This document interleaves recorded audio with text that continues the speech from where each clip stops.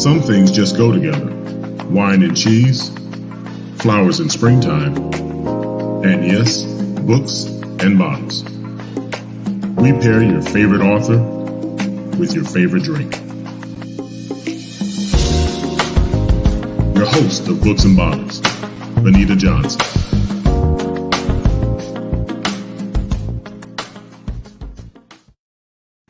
Hello and welcome to Books and Bottles. I'm your host, Benita Johnson. This is our show where we pair your favorite author and their work with a wine or spirit. So if this is your first time, welcome to our show. If you've been with us before, we appreciate you for coming back. Please share because we want everybody to take a part of this wonderful and important experience. So tonight I have a young lady on. Her name is Teresina L. Jackson. And she's talking about the dirty little family secrets. The name of her book is The Code of Silence. And this is something that a lot of us, whether you experienced it or not, you at least know someone who has. So I invite and welcome Miss Teresina L. Jackson to the show. Hello. Hi, how are you? I'm doing well. How are you? Great. It's finally good to meet you. Right. We talked a lot on Facebook. So I wanted to hold up your book in the light. And I love the cover because it's family, right? It gives you, this is everybody's grandma, aunt's family wall. We got all these people in our life. So I appreciate you for being on. So tell us a little bit about you before we delve into the book.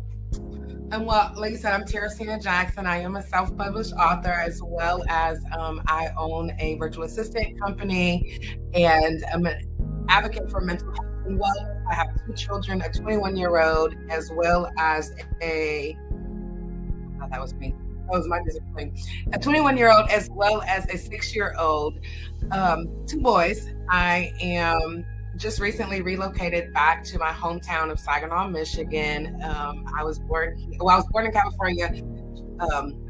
My mom is from Saginaw. Her and my father got together a long time ago and moved here. So I'm actually experiencing some of that code of silence right now. So this is so on time to share my story with you all and how I've traveled this journey. Childhood trauma, domestic violence, sexual abuse, and being able to triumph. Being able to crack that code and learn how to use your voice when you come from a community that practices the code of silence, that practices not being vocal about the things that transpire in our families. So I'm someone, go ahead. I want to ask you about the code of silence. And basically, I mean, it's the title of the book, but it's kind of a blanket description of things that we all families hold in, right? You know, whether right. And I remember when we started to write the book, I worked with an older gentleman. He was a mentor at that time from Flint, Michigan. I was living in Georgia at the time, so it was so amazing to connect with someone from home who could have that hometown feel. And I didn't have a name at the time, and it just landed on me, just the way that, God God will put things on your heart and move your heart. And initially the code of silence came because at some point. I do like that name because everybody knows a statement that you use in your book. What happens in this house stays in this house. Right. And so that itself is the code of silence. It's because we don't deal with any of our family issues or things that happen in our overall family. We don't speak about them publicly. We are very quiet if we speak about them at all. We know that things happen in the family, but we don't have outward discussion about it. And so this was like the dirty little family secrets came shortly after, and I was like, this is what it is. This is the secrets that we want to hide, whether it's domestic violence or alcoholism or overeating or gambling, or it doesn't have to be that severe. There are things that go on in our home that we are quiet about. So do you see any socioeconomic differences in the families that choose to be quiet about things versus families that things come out, or is it kind of? I think that when confronted, and I'm not sure about other communities and how often they confront, because I think that the code of silence isn't necessarily race-based, but because it's not my experience, I focused on our community because I think it's more prevalent. Yeah. We are much more known for that code of silence, because if you travel into Caucasian communities and you travel into these religious cults, they practice a lot of the same behavior, but they call it, polygamy and things of that nature. And so it gets a different spin than it does in the Black community. That's absolutely. I was just looking at like if it's like in our community, the Black and brown community, if it's like a pride thing or religious thing. I think the core issue is slavery and the mindset. I think that when it comes to sexual abuse and just abuse in general, and this is my core belief, is that when you travel back into our stories, these things were happening through slave masters and teaching us to behave towards one another, being in these, what they would call like human zoos. And the way that we were treated. I think that some of the mentality, some of the exposure is not who we are as core people. I think it's the behavior that we were exposed to. I think it's deeply rooted in things that happen in our household. Like my grandmother was 6 years old the first time that she was molested by her stepfather. If you go back into my family, maybe over 100 years of my own history, it's rooted in sexual trauma, but the trauma is very closely related to how my grandmother, they were treated by the slave masters and how they were exposed and exploited. And those things started to happen in the home. Behavior started to become mimicked in the home. So then here's my grandmother at 12 years old, and she's sold off to a man as a handmaid by my grandmother, my great grandmother. This is behavior that slave masters. Do you understand what I'm saying? Absolutely. And I think it's, it definitely could be a learned behavior. Right. But I think every household is different. Because I know families that, are well-to-do and well put together and two-parent home, and it looks a certain way. And we think, like you said, socioeconomic, and is it poverty-stricken? Does it come from those type of homes? I don't think so. Right. I think that it's a mindset, and I think part of it is very much a learned behavior. Most of the people that I've met that have been molested, that experienced any sort of pedophilia behavior or what would be considered weird sexual behavior, there's some rape and molestation, and things are behind that. You understand what I'm saying? It's not just coming from anywhere. So what made you want to write this book?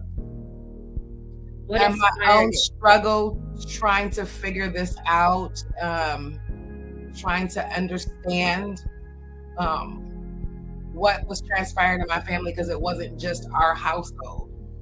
Seeing it in multiple households, seeing women go from two-parent households, the 80s, crack addiction, seeing, the communities just completely fall apart from the experiences that I had, and how it impacted me and how it impacted my children. And in the beginning of the healing process, maybe like 12 years ago, Benita, someone said you need to go back into your ancestral lineage and you need to find out what happened before you, because some of these things have nothing to do with you.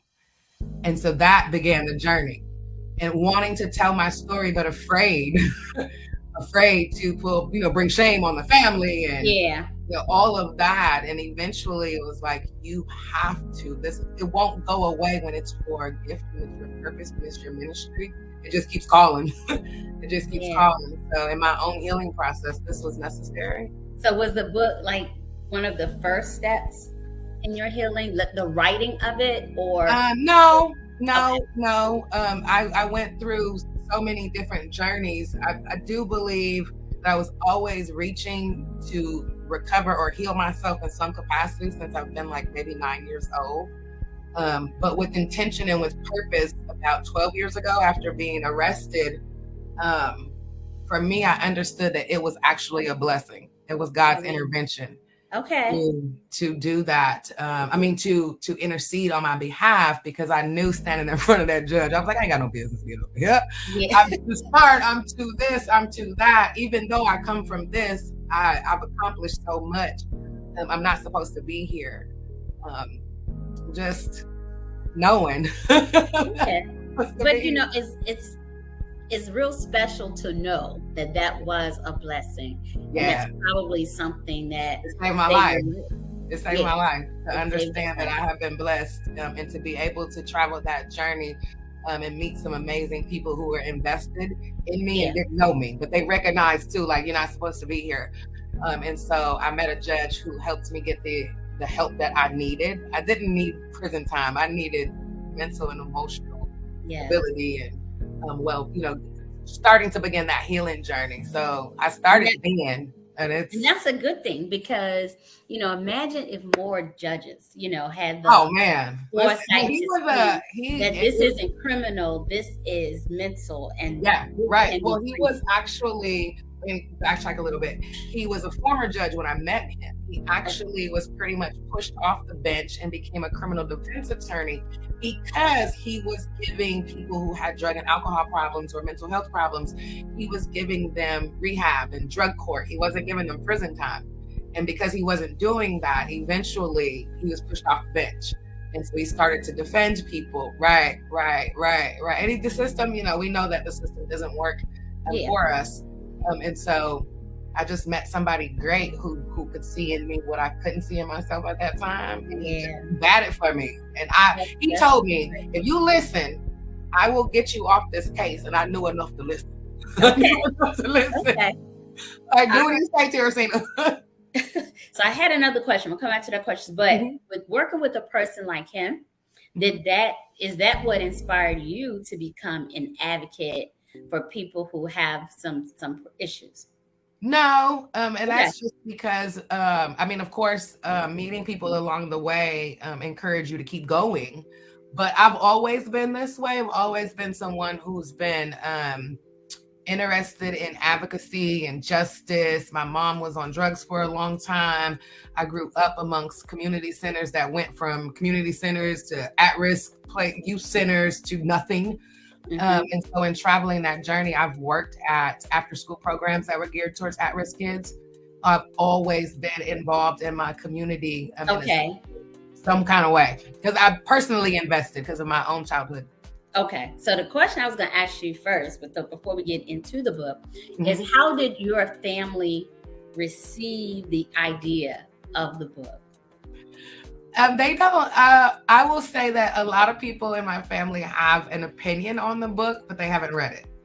And so it's speculation, right? It's speculation in what they assume isn't true. A lot of their focus is on the molestation.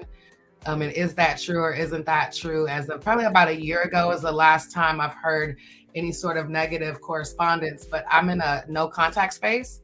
Okay. So I actually bumped into my aunt like twice in the last couple of weeks, and I was like, whoa. Because it makes them very uncomfortable, and it makes me uncomfortable too. Don't get me wrong, it's not an easy journey to tell your story. It's riddled with trauma, but yeah. Are the people who did these actions, are they still alive? Are they still with us? One of my relatives has passed away. He's been passed away for quite some time. The rest of the people are living, and we all live in the same city. It's a very small town. Wow. Yeah, and I just moved back here after not living here for 12 years. And so what I do understand is that my presence is big. And so my story actually is like, it's the Mississippi secrets that my family has buried. Yeah. When I say something, I'm rattling the cage. I'm bringing up things that they don't want to talk about. I don't think that's pretty awkward at Thanksgiving, huh? Yeah, right. Exactly. And like I said, we have so much trauma. Like I am on my dad's side of the family. We are direct descendants of Michael Jackson. And if you travel their family tree, it's a lot of the domestic violence and sexual abuse. And so it's not far-fetched. That, you know, one of their uncles was married to my grandmother. I mean, it was very, very abusive. And so it's just kind of that trickle down effect. You've seen my uncles and my father become abusive to their mates and just mimicking what they saw. And my aunts married men that were abusive. And it's just, you know, it's definitely been a cycle. So myself and maybe two other people in my family that I know of are vocal. Okay. The rest, I was going to ask. Yeah. Oh no, honey. No. Did anybody say that happened to me too? They quietly talk about it, but because this is a part of my journey. It's a part of my, my ministry, my business. Because I'm vocal about it, I get the negative attention or but they do. Like, I've had cousins recently come out and say, hey, this happened to me, or things that have happened recently in the family. But it's the code of silence. You can talk about it within the family. Certain family members can talk about it. But it's the conversation. It's all that pink elephant in the room. Like, we know this happened, but we're not going to deal with it in a manner that could actually bring about, real healing and change in our family. Mm-hmm. Yeah. Oh, so once you started to have children, and I heard you say you have 2 sons, and a lot of times we think about, or society has taught us that only women can be victims, but we know that things happen to oh my God, boys and men as well. Yeah. So as a parent,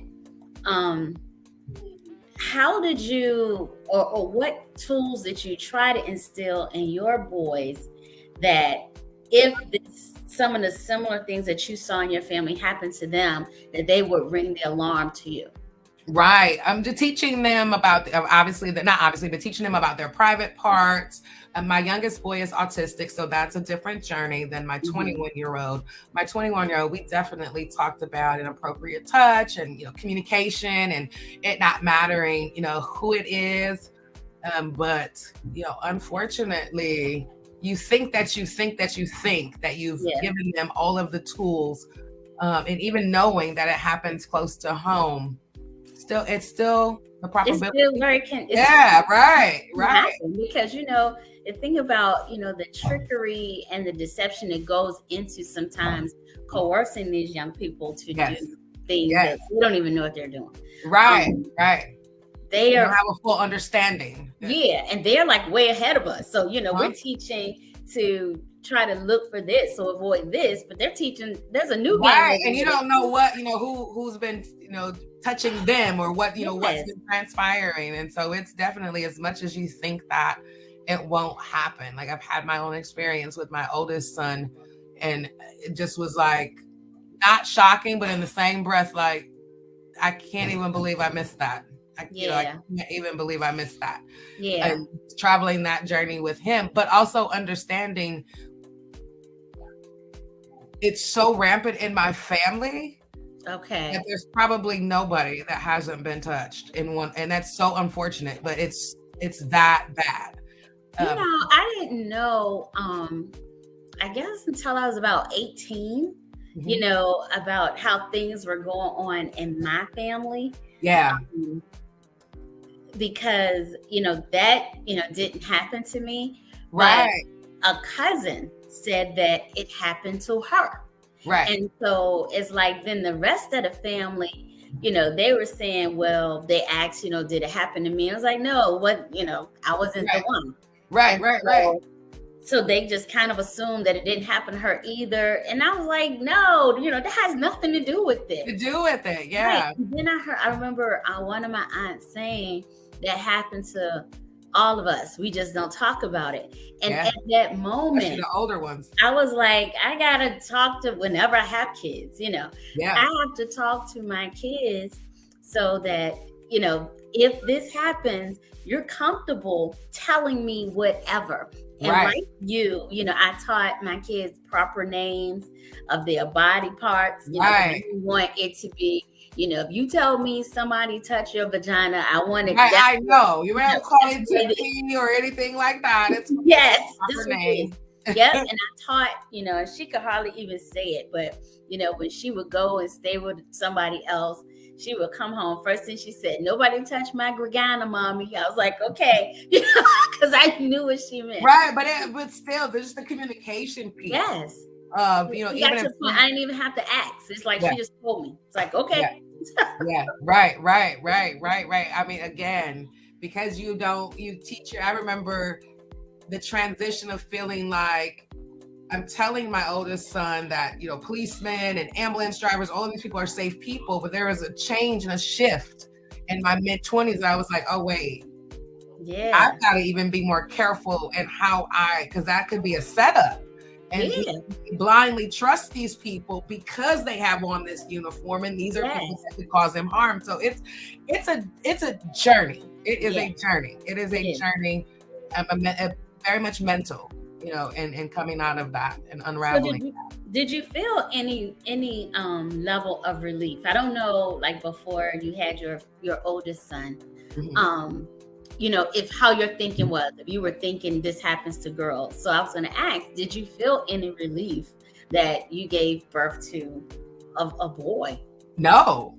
Okay. I remember him being like 3 and 4 years old and people telling me that, like, I remember a guy I was dating saying he was too old for me to bathe him. And mind you, the guy didn't know I had been molested, but in the back of my mind, I had already started feeling uncomfortable around him because of my own issues with being molested and wondering, you know what I mean? Wondering to myself, am I touching him wrong? Is this okay? Wow. Oh, yes. Even though you knew your control and this is your baby. I still was like, I don't know if this, so I remember when he made mention to that, I immediately start teaching my oldest boy how to wash himself because I was afraid that this would look a certain way. Oh man, this is the misinformation. Yeah, and there's a lot of conversation that happens in various circles about when is it, when are kids too old to sleep in bed? Right. When I breastfed and that, that was a journey. Did you do that too long? And it was always all these things. And I always thought, that's so weird because it's our parents and, Right. Why are we even having to have they're this? 80. I wish my dad could come back, right now. I would crawl right in the bed, but. Right.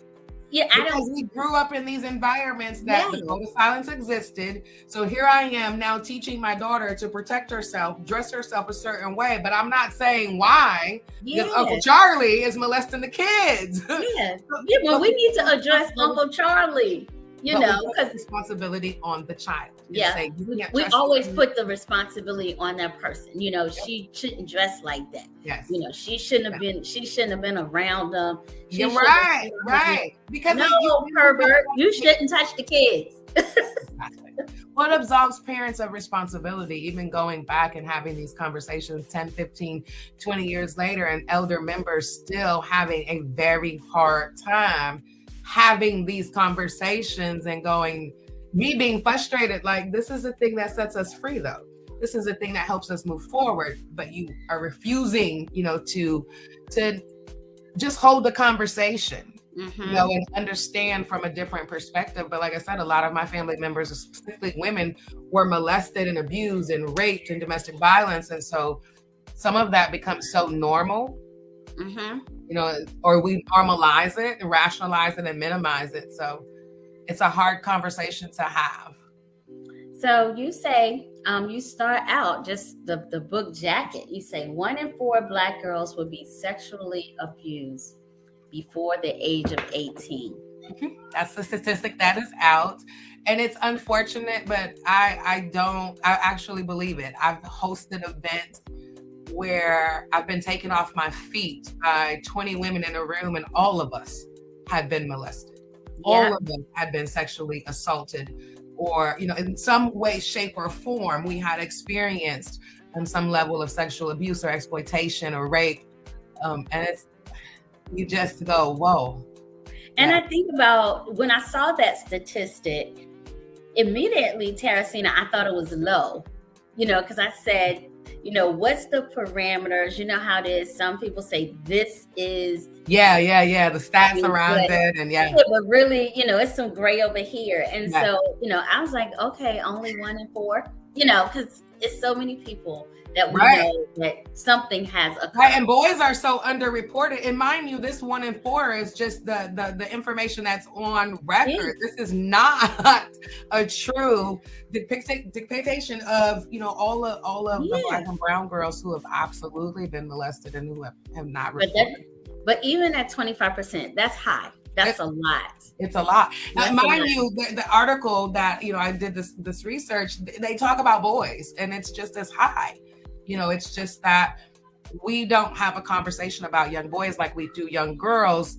And a lot of young Black men that I've met, and older Black men, they actually celebrate the fact that they were 12 and this 20-something-year-old had sex with them or touched them inappropriately, because it's actually a badge of honor. It's not seen as molestation or rape or, misconduct in any way, shape, or form. Insane. At that, yeah. Trust me, there's only really few men that I've met that go, I was assaulted by a teacher or a family member, or most of them are like, yeah, because when I was 12, and I'm going, wait. Do you not understand that this person did not have the right?